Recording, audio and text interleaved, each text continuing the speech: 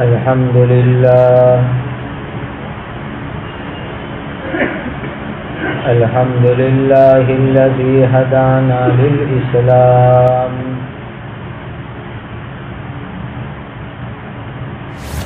وأشهد أن لا إله إلا الله وحده لا شريك له وأشهد أن سيدنا وشفيعنا ومولانا محمدا عبده ورسوله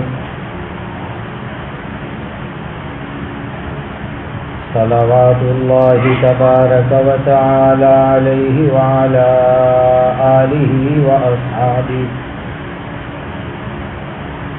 وذرياته وأهل بيته وأهل طاعته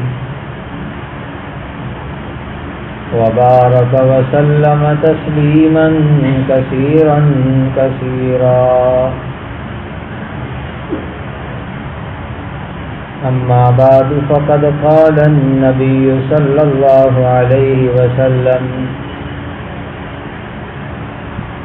عن أبي سعيد الخدري رضي الله تعالى عنه عن النبي صلى الله عليه وسلم قال كان في بني إسرائيل رجل قتل 99 إنسانا ثم خرج يسأل فأتى راهبا فسأله فقال له هل توبة؟ قال لا فقتله. فجعل يسأل فقال له رجل ائت قرية كذا وكذا فأدركه الموت فناء بصدره نحوها فاختصمت فيه ملائكة الرحمة وملائكة العذاب فأوحى الله إلى هذه أن تقربي وأوحى إلى هذه أن تباعدي وقال كيسوا ما بينهما فوجد إلى هذه أقرب بشبر فغفر له أو كما قال عليه الصلاة والسلام. ایسے آج جو قصہ بخاری شریف کا پسند کیا ہے، اللہ کی طرف سے دل میں بات آئی، میں سوچ رہا تھا کیا آج قصہ سنا ہے، تو یہ قصہ بخاری شریف کا سنانے کا جذبہ دل میں آیا. اللہ تعالیٰ اس کی برکت سے ہم سب کو مالا مال فرمائے. اس حدیث کے راوی ہے حضرت ابو سعید خدری رضی اللہ تعالی عنہ. وہ پیارے آقا حضرت محمد الرسول اللہ صلی اللہ علیہ وسلم سے یہ حدیث نقل کرتے ہیں کہ بنی اسرائیل کے اندر ایک آدمی تھا. بنی اسرائیل کس کو کہتے ہیں؟ حضرت یعقوب علیہ السلام کی اولاد کو بنی اسرائیل کہا جاتا ہے. یعقوب علیہ السلام کے دو نام ہیں. جیسے ہمارے یہاں بھی ایک اصلی نام ہوتا ہے اور ایک مشہور نام ہوتا ہے، جس کو اردو میں لقب کہتے ہیں، گجراتی میں اپ نام کہتے ہیں. حضرت یعقوب علیہ السلام کا اصلی نام یعقوب ہے اور اسرائیل آپ کا مشہور نام ہے. اور اللہ تعالیٰ کی شان دیکھیے کہ قرآن کے اندر کہیں تو یعقوب علیہ السلام کا مبارک لفظ آیا اور کہیں اسرائیل کا لفظ بھی آیا. اور آپ کی جانکاری کے لیے بتلا دوں، فلسطین کو توڑ کر کے جو اسرائیل ملک بنایا گیا وہ یہی اسرائیل پر سے اسرائیل بنا تھا. چونکہ یہودی لوگ اپنے آپ کو حضرت یعقوب علیہ السلام کی اولاد مانتے ہیں، اور یعقوب علیہ السلام کا دوسرا نام اسرائیل ہے، اس پر سے انہوں نے اسرائیل ملک جو ہے بنایا ہے۔ بنو اسرائیل نبی کریم صلی اللہ علیہ وسلم کے دنیا میں تشریف لانے سے پہلے بہت ہی عزت والا یہ خاندان تھا۔ اللہ کے سینکڑوں نبی اس ایک خاندان کے اندر آئے۔ اس خاندان میں آخری نبی حضرت عیسیٰ علیہ السلام ہیں۔ عیسیٰ علیہ السلام کے بعد اس خاندان کے اندر کوئی دوسرا نبی نہیں آیا، اسی لیے حضرت عیسیٰ علیہ السلام کو خاتم انبیاء بنی اسرائیل کہا جاتا ہے، یعنی بنی اسرائیل میں نبیوں کو ختم کرنے والے۔ نبی کریم صلی اللہ علیہ وسلم نے فرمایا، بنی اسرائیل میں ایک آدمی تھا، اس نے 99 انسانوں کو قتل کر دیا۔ اندازہ لگاؤ کتنا بڑا گنہگار ہوگا کہ جس نے 99 آدمیوں کو قتل کر دیا۔ اصل یہ واقعہ میں نے اس لیے آپ کی خدمت میں سنایا، اللہ کی رحمت کا اندازہ لگاؤ، اللہ کتنے بڑے مہربان ہیں۔ جو آدمی 99 انسان کو قتل کر دے، اللہ کی رحمت اس کی طرف بھی متوجہ ہوتی ہے۔ اور آج ہم لوگوں کا حال یہ ہے کہ کسی کو ذرا سا گناہ کرتے دیکھ لیتے ہیں تو اس کی عزت ہمارے دلوں سے ہمیشہ کے لیے ختم ہو جاتی ہے۔ یہ نہیں سوچتے کہ اس بندے نے وہ گناہ کرنے کے بعد تنہائی میں رو رو کے اللہ سے معافی مانگ لی ہو اور اپنے مالک سے صلح کر لی ہو۔ ہم کون ہوتے ہیں کہ اس ایک گناہ کی وجہ سے ہم ہمیشہ اس کو گندا اور برا سمجھیں؟ یہ ہماری سوچ بہت غلط ہے۔ 99 انسان کو اس نے قتل کیا، اس کے دل کے اندر توبہ کا ارادہ پیدا ہوا کہ مجھے میرے اللہ کی بارگاہ کے اندر توبہ کرنی چاہیے۔ اب توبہ کرنے کے لیے کہاں جائے؟ تو ایک راہب کے پاس گیا۔ راہب کس کو کہتے ہیں؟ حضرت عیسیٰ علیہ السلام جب آسمان پر چلے گئے تو آپ کی امت کے کچھ لوگوں نے جنگلوں میں جا کر کے زندگی گزارنا شروع کر دی۔ انہوں نے یہ کہا کہ شہروں میں لوگوں کے ساتھ رہ کر انسان صحیح معنی میں اللہ کی عبادت نہیں کر سکتا، چلو جنگلوں میں نکل جاوے، پہاڑوں میں نکل جاوے اور جا کر کے کونا پکڑ کر کے اللہ اللہ اللہ کی عبادت کرنا شروع کر دے۔ ان لوگوں نے شادی بیاہ کرنا بھی چھوڑ دیا، دنیا کا اچھا کھانا پینا بھی چھوڑ دیا، دنیا کے بہترین کپڑے بھی انہوں نے چھوڑ دیے، ایک دم فقیرانہ زندگی، جنگل میں جو روکھا سوکھا ملا وہ کھایا اور اللہ کی عبادت کرتے تھے۔ یہ انہوں نے خود اپنی طرف سے من گھڑت عبادت چالو کر دی، حالانکہ ہمارا دین اللہ تعالی ایسا پسند نہیں فرماتا۔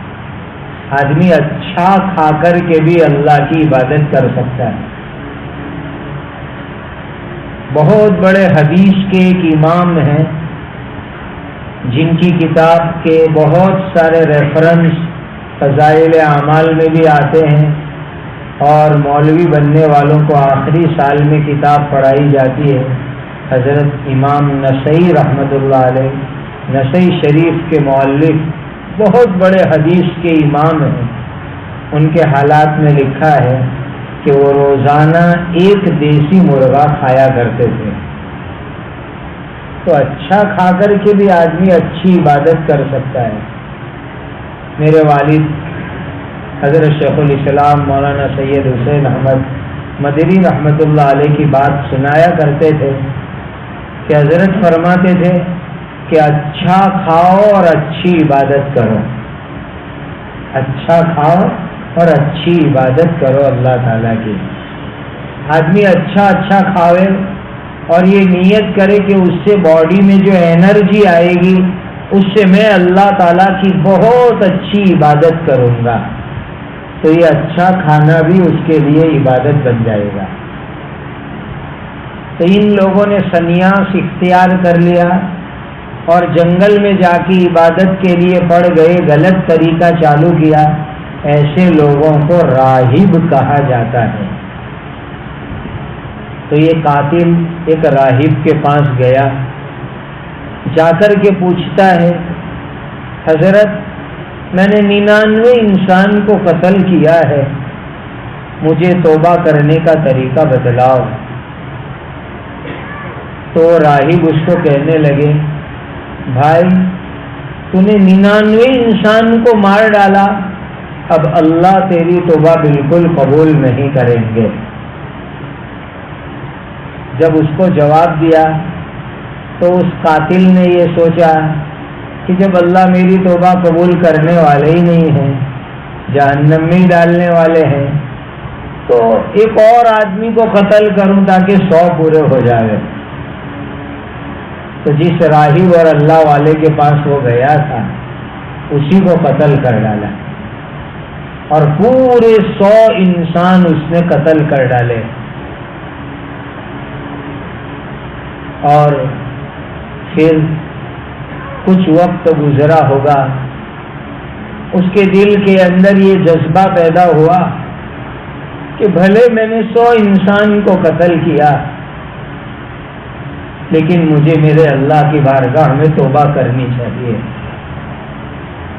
بس یہ چیز اللہ مجھے آپ کو عطا فرما دے گا کہ دل کے اندر یہ جذبہ آ جائے کہ مجھے رو دھو کر اللہ سے معافی مانگ لینی ہے، مجھے میرے اللہ سے میرے گناہوں کی توبہ کر لینی ہے۔ جب یہ جذبہ دل کے اندر پیدا ہو جائے تو سمجھ لو کہ اللہ تعالیٰ معافی کا انعام ہم کو دینا چاہتے ہیں، تو ہی اللہ نے دل کے اندر یہ جذبہ پیدا فرمایا۔ آج بہت سے انسان ایسے ہیں جن کے دلوں کے اندر معافی کا جذبہ تک پیدا نہیں ہوتا ہے۔ یہ اس بات کی نشانی کہ ان کے دل پتھر جیسے بن گئے ہیں، اور اللہ ایسی حالت سے میری اور آپ کی حفاظت فرما لیں۔ اب پھر تلاش میں نکلا کہ کوئی عالم ہو، دین کا شریعت کا جاننے والا ہو، میں اس کے پاس جاؤں اور جا کر کے ان کو کہوں کہ حضرت میں نے 100 انسان قتل کیے ہیں، مجھے توبہ کا کوئی طریقہ بتلا دو۔ ایک عالم کے پاس گئے، اس عالم نے اس کو بہت عجیب جواب دیا۔ کیا جواب دیا؟ بھائی بندے کی توبہ اور اللہ کے درمیان میں کوئی دیوار نہیں ہو سکتی، چاہے کتنا ہی بڑا پاپی اور گنہگار کیوں نہ ہو، بس ایک مرتبہ سچے دل سے اللہ سے معافی مانگ لے تو اللہ تعالیٰ جو ہے بڑے سے بڑے پاپی کو معاف کر سکتے ہیں۔ بھائی تو نا امید مت ہو، بلکہ تو تیرے اللہ کی بارگاہ کے اندر سچی توبہ کر لے۔ کہا حضرت میں کیسے توبہ کروں؟ عالم کو پوچھا تو اس عالم نے عجیب جواب بتلایا۔ ایک بستی کا نام لیا، ایک گاؤں کا نام لیا کہ فلانے گاؤں میں چلے جاؤ، فلانے شہر کے اندر چلے جاؤ، اس لیے کہ تم جس شہر کے اندر رہتے ہو وہاں چاروں طرف گناہ اور برائی کا ماحول ہے، اور میں جس گاؤں کے لیے کہہ رہا ہوں اس گاؤں کے اندر چاروں طرف نیکی اور اچھے اعمال کا ماحول ہے. اور آپ نے دیکھا ہوگا 10 روپے کا 20 روپے کا سکہ گٹر میں گر جائے تو اس کے اوپر پانی ڈالو تو وہ پاک نہیں ہوگا، لیکن گٹر سے نکال کر کے آدھا گلاس پانی ڈالو، 1 گلاس پانی ڈالو، وہ پاک ہو جائے گا. تو جب تک انسان گندے ماحول کے اندر رہتا ہے، گندوں کی آبادی کے اندر رہتا ہے، توبہ اس کے لیے بہت مشکل ہوتی ہے. اور جب نکل کر کے نیک لوگوں کے ماحول میں آتا ہے تو اس کے لیے توبہ کرنا بہت آسان ہو جاتا ہے. اسی لیے ہم کہتے ہیں کہ اللہ والوں کی مجلس میں جاؤ، مسجد کے نورانی ماحول میں رہو، نیکی کے ماحول میں رہو. اس کی برکت سے اللہ تعالیٰ بڑے سے بڑے گنہگاروں کی دل کی دنیا بدل دیتے ہیں.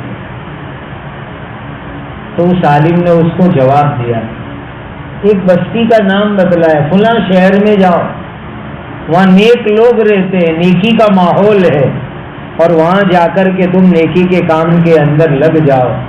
تمہاری بستی میں تو بہت برائی اور گندا ماحول ہے. اسی لیے لوگوں کو جماعت میں لے جاتے ہیں کہ گندے ماحول سے آدمی نکلے. خانقاہوں میں لے جاتے ہیں تاکہ برائی کے ماحول سے آدمی نکلے. اب یہ آدمی نکلا اپنے شہر سے کہ فلاں نیک لوگوں کے گاؤں میں، صالحین کی بستی میں جاؤں، اللہ والوں کے شہر میں جاؤں. وہ نکلا وہاں جانے کے واسطے. راستے میں تھا، عجیب اللہ کی بھی شان دیکھو، وہ بھی راستے میں چل رہا تھا، اتنے میں اس کی موت کا وقت قریب آ گیا. اور موت کا قانون کیا ہے؟ ان اجل اللہ اذا جاء لا یؤخر. موت کا وقت آتا ہے تو 1 سیکنڈ آگے پیچھے نہیں ہوا کرتی. اس آدمی کی موت کا وقت آ گیا، بیچارہ ابھی راستے میں ہے، اللہ والوں کی بستی میں جانا چاہتا ہے، راستے میں تھا اور موت کا وقت آ گیا. اب جب موت کا وقت آیا تو عذاب کے فرشتے اس کی روح لینے آئے. وہ کہنے لگے جہنم کے فرشتے، ہم اس گنہگار کی روح لیں گے اس لیے کہ اس نے 100 انسانوں کو قتل کیا ہے. اتنے میں جنتی فرشتے آئے، اللہ کی رحمت کے فرشتے آئے، اور وہ رحمت کے فرشتے کہنے لگے ہم اس آدمی کی روح نکالیں گے، اس لیے کہ یہ نیک کام کرنے کا ارادہ کر کے نکل گیا تھا. گندی بستی اس نے چھوڑ دی تھی، گناہوں کا ماحول چھوڑ دیا تھا، برائی کا ماحول چھوڑ دیا تھا، اور نیکی کے ماحول کی طرف چل نکلا تھا. اسی لیے ہم اس کی روح نکالیں گے. عجیب بات ہے، بخاری شریف کی ہے، عجیب حدیث ہے. یہ بحث ہو رہی ہے، رحمت کے فرشتے، جنت کے فرشتے اور عذاب اور جہنم کے فرشتوں میں ڈسکس ہو رہی ہے. جہنم والے کہتے ہیں میں روح لوں گا، جنت والے فرشتے کہتے ہیں کہ ہم اس کی روح نکالیں گے. اب ہوا یہ کہ یہ آدمی زمین کے اوپر گرا. آدمی کی موت آتی ہے تو روح قدم کی طرف سے نکلنا شروع ہوتی ہے. سب سے پہلے روح قدم سے نکلتی ہے. حتی اذا بلغت التراقی وقیل من راق وظن انه الفراق والتفت الساق بالساق الى ربك يومئذ المساق. یہ دونوں پنڈلی کہلاتی ہے، گھٹنے سے نیچے، اس کو عربی میں ساق بولتے ہیں. جب انسان کی آخری گھڑی ہوتی ہے، قدم میں سے پہلے روح نکلتی ہے تو ایک پنڈلی دوسری پنڈلی کے ساتھ مل جاتی ہے، پیر پہلے ڈھیلے ہو جاتے ہیں. اسی لیے جو لوگ روح نکلنے کو دیکھتے ہیں، ایکسپرٹ لوگ ہوتے ہیں، وہ کیا کہتے ہیں، پہلے تلوا دیکھتے ہیں، دیکھا تلوا ایک دم ٹھنڈا ہو گیا تو کہتے ہیں تلوے میں سے روح نکل گئی۔ پھر پنڈلی پکڑتے ہیں، کا پنڈلی ایک دم ٹھنڈی ہو گئی تو یہاں سے بھی روح آگے چلی گئی۔ گھٹنے پر ہاتھ لگاؤ، یہ بھی ٹھنڈے ہو گئے، کا گھٹنے میں سے بھی روح نکل گئی۔ یہ روح عجیب طریقے سے چلتی ہے، پہلے پیر میں سے، پھر پنڈلی میں، پھر گھٹنے میں، اس طرح آہستہ آہستہ آہستہ نکل کر چلتی ہے اور پھر باہر نکل کے آسمان پہ روانہ ہو جاتی ہے۔ تو یہ آدمی زمین پر گرا، راستے پہ چل کے جا رہا ہے اور موت کا وقت قریب آیا، روح نکلنا شروع ہوئی تو موت کی وجہ سے وہ زمین پر گرا، ابھی بدن میں روح ہے لیکن گر گیا۔ اب یہ اللہ کا بندہ دیکھو، جب زمین کے اوپر گرا تو ذرا سا اپنے سینے سے گھسٹ کر کے آگے بڑھا، جدھر جا رہا تھا ادھر، اس لیے کہ چل نہیں سکتا، پیر ڈھیلے ہو گئے، زمین پر گر گیا۔ تو جیسے کہ معصوم چھوٹے چھوٹے بچے کیسے زمین پہ گھسٹتے ہیں، پیر کٹے ہوئے فقیر کیسے زمین پر گھسٹتے ہیں، یہ آدمی تھوڑا سا سینے سے آگے کی طرف گھسٹ کر گیا جدھر وہ جانا چاہتا تھا۔ اب یہ دونوں فرشتوں میں لڑائی ہو رہی ہے، جنت والے کہہ رہے ہیں کہ ہم روح لیں گے، جہنم والے کہہ رہے ہیں ہم روح لیں گے۔ اللہ کی شان دیکھو، اللہ تعالیٰ نے ایک تیسرا فرشتہ بھیجا وہاں پر، اور وہ فرشتہ انسان کی شکل کے اندر آیا اور آ کر کے دونوں فرشتوں کو سوال کرتا ہے، کیا بات ہے، کیوں تم دونوں آپس میں ڈسکس کر رہے ہو؟ تو رحمت کا جنت کا فرشتہ کہتا ہے ہم اس کی روح کھینچیں گے۔ کہا کیوں؟ کہا ہماری دلیل یہ ہے کہ یہ بھلا ہی گنہگار ہے، 100 آدمی کا قاتل ہے، لیکن اس کے دل میں توبہ کا جذبہ پیدا ہوا اور اللہ کے نیک بندوں کی بستی کی طرف چل نکلا تھا، اسی لیے ہم اس کی روح نکالیں گے۔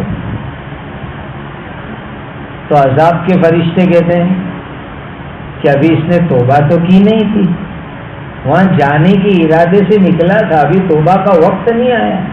ہاں دل میں ارادہ آیا کہ مجھے توبہ کرنی، اسی لیے نیک لوگوں کے شہر کی طرف گیا، لیکن وہاں گیا نہیں، توبہ نہیں کی، اسی لیے اس کی تو روح ہم نکالیں گے۔ یہ جہنم کے فرشتے دلیل کر رہے ہیں۔ تو جو فرشتہ آیا تھا ان کا فیصلہ کرنے کے لیے انسان کی شکل میں، اس نے عجیب فیصلہ کیا۔ دیکھو اللہ کی شان، اللہ تعالیٰ کی قدرت، اللہ تعالیٰ توبہ کرنے والوں پر کتنے مہربان ہے، یہ اندازہ لگا، کتنے مہربان ہے اللہ توبہ کرنے والوں پر۔ اس فرشتے نے فیصلہ یوں کیا کہ دیکھو تم ڈسکس مت کرو، بحث مت کرو، زمین ناپنا چالو کرو۔ یہ اپنے گاؤں سے نکلا، وہ گنہگاروں کا گاؤں ہے، وہاں سے نکلا اور یہاں پہنچ کے زمین پہ گرا ہے۔ ماپو کتنے کلومیٹر ہوتا ہے، اور آگے نیک لوگوں کا جو شہر آ رہا ہے، اللہ والوں کا جو شہر ہے، وہ ماپو کتنا کلومیٹر ہوتا ہے۔ اگر نیک لوگوں کا شہر قریب ہے تو سمجھو کہ یہ نیک لوگوں کے قریب ہے، اسی لیے جنت کا فرشتہ اس کی روح نکالے گا۔ اور اگر یہ گنہگاروں کی بستی کے قریب ہے تو جہنم کا فرشتہ روح نکالے گا۔ ناپ لو اور فیصلہ کر لو، یہ جہاں گرا ہے کتنا چلا، اپنی بستی سے زیادہ دور ہے یا نیک لوگوں کی بستی سے زیادہ دور ہے، نزدیک کس کے ہیں وہ ذرا ناپ لو۔ حدیث میں نبی کریم صلی اللہ علیہ وسلم نے عجیب بات ارشاد فرمائی، وہ دونوں فرشتے ناپنے لگے، عذاب والا بھی رحمت والا بھی، دونوں ناپنے لگے کہ آدمی کہاں سے قریب ہے کہاں سے دور ہے۔ اللہ تعالیٰ کی مہربانی کی بات دیکھیے، نبی کریم صلی اللہ علیہ وسلم فرماتے ہیں اللہ نے خود زمین کو حکم دیا.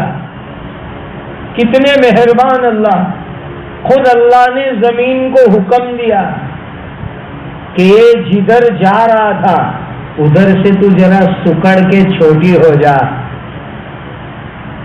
اور جہاں سے یہ نکلا تھا کہ ادھر سے تو لمبی ہو جا. خود اللہ نے زمین کو حکم دیا. یہ نبی کریم صلی اللہ علیہ وسلم فرماتے ہیں.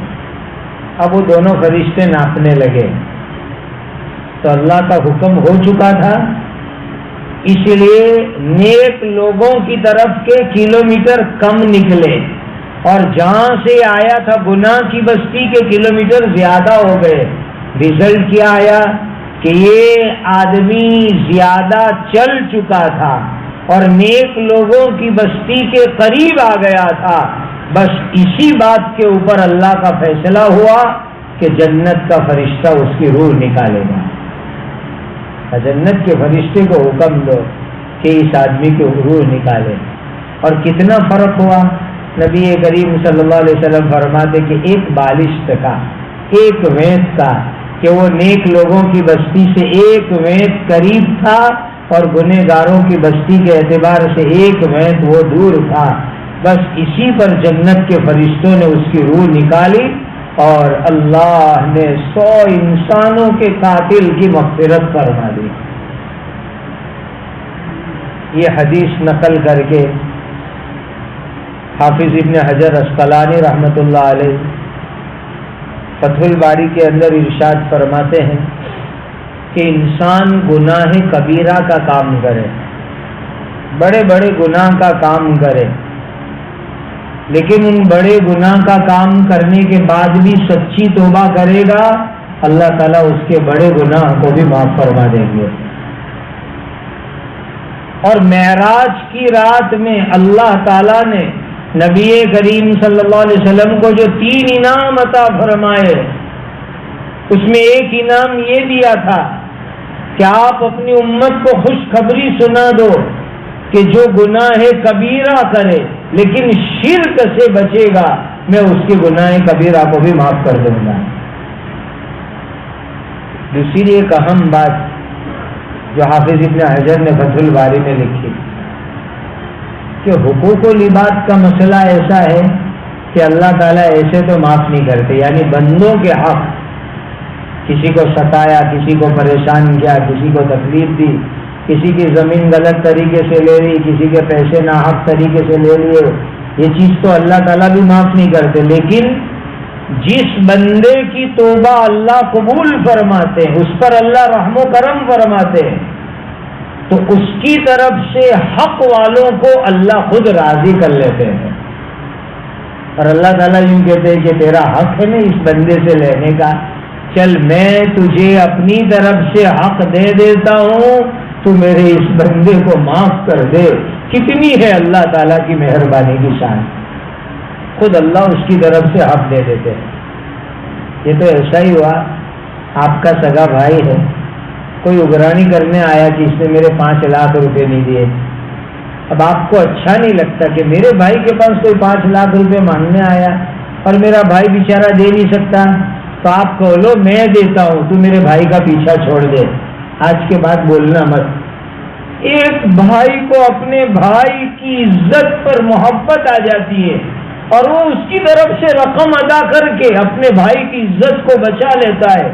اللہ کو اپنے بندوں پر اتنا پیار آتا ہے کہ جب بندہ سچی توبہ کرتا ہے تو اللہ اس کی طرف سے حق چکا دیتے ہیں اور اپنے بندے کو عزت سے نواز دیتے ہیں. یہ اللہ کی شان ہے معاف کرنے کی.